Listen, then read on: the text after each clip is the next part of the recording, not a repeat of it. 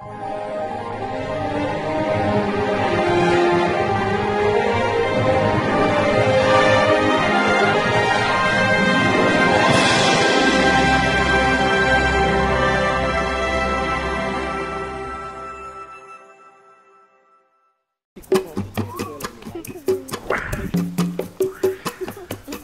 de helicóptero.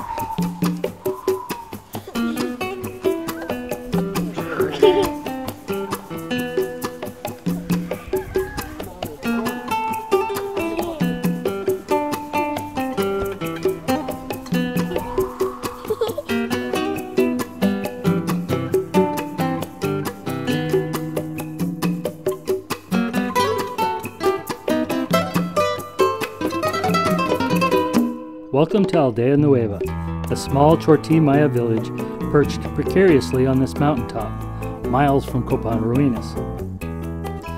While Aldea Nueva is always difficult to get to, a dispute over the road between the village and a local landowner has kept the road closed, and we've been unable to get into the village for over a year. Now with the road open, we can take you along on our school supply mission, meet some new friends, and get reacquainted with the old, like Juanito, a young man with severe juvenile arthritis who Paramedics for Children has cared for many years. It is a good thing we chose today, for in spite of the drought in Honduras, the next day brought a tropical storm that made the roads and trails impassable for days,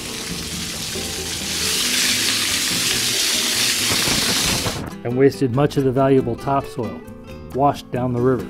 As for new friends, we would like to introduce you to two of them. Hector and his wife Sarah are the teachers at this school, and if there are heroes in these hills, this is them. Since I was a little girl, I always wanted to teach school. Both my father and mother were teachers, and now my husband is also a teacher. I remember back when I was the same grade as these children, and how warm and friendly my teacher was to me. So I wanted to be just like her. Besides, I love to spend time teaching the children. There is no other calling for me. My dream for these children is that they get a good basic education here and then create a better life for themselves by staying in school and continuing to study so they can get a good job and have a great career. The trail here through the mountains is very bad and there is a lot of mud. It is difficult to get here and to get back home. We are so remote and we get very little help. This is the second school community in which I have worked. I used to work at another school, but there is a big difference here. In this community, the people are very humble and poor. We are always having meetings about how to find help or how to get it. Everybody participates, and I get a lot of support from the parents of the children. There is not a lot of trouble here. The people are very respectful on our work with the children. The community does not care about how much money people have, and are more interested in the children and the values that we teach them. This is an extremely poor community, and they depend on their small crops of beans and corn for their food. Because of this year's drought, the crops did not come in as hoped, and the children are going hungry and not getting the nutrition they need to learn well. We have been getting a little food to give them one small meal a day, just enough for them to get by, though some took it home to share. How can they learn if they are always hungry? My hopes are that they all get a great education, but it is hard to educate them because the government does not care to help. We are now supposed to be getting 1 pound of basic foods, such as beans and rice, per day for over 30 children. Of course, this is just not enough food for these children. They can't concentrate, and when that happens, they don't learn. Right now, we have no food coming, and we don't know why.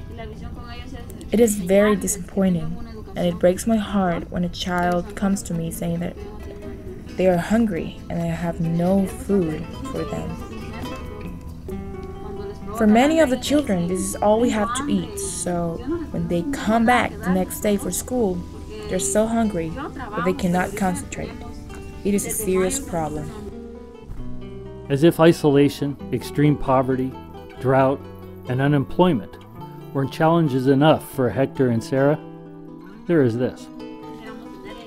This month, the teachers do not get paid again. The government owes us a lot of money for our salaries here. At this time, they're not even willing to talk about paying us. No, our pay does not come on time, and when it does come, it's just our salary, and if I don't use the money to buy things for the children, they will have nothing. I usually have to spend most of what I make on the school. It is very sad and not very fair to the teachers. But that is the way things are now here in Honduras.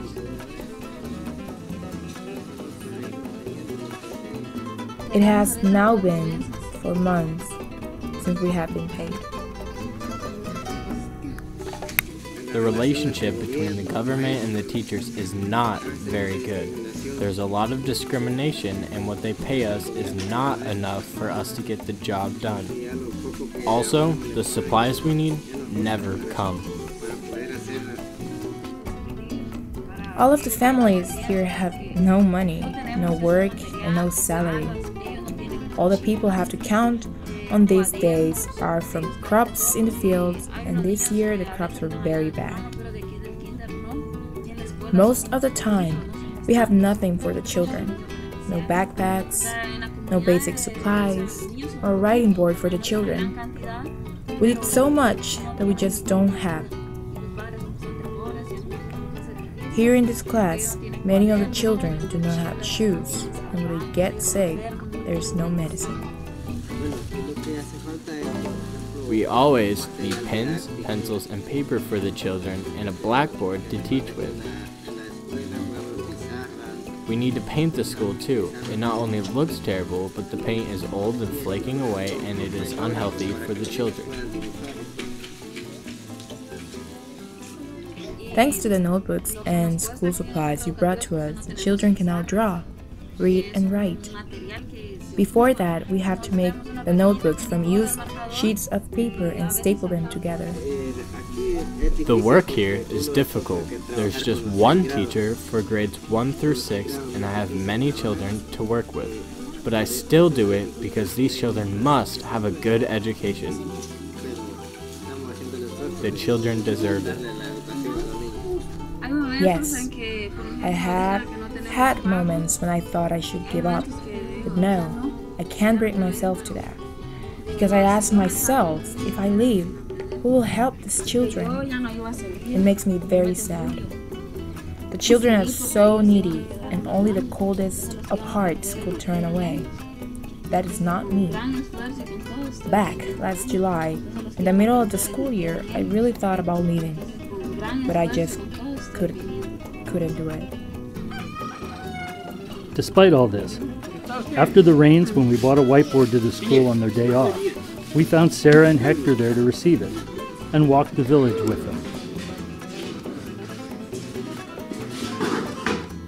Paramedics for Children is proud to work in these mountains with true heroes like Sarah and Hector, but we can't do it without your support. Please give generously, whatever you can afford, by going to www.paramedicsforchildren.com.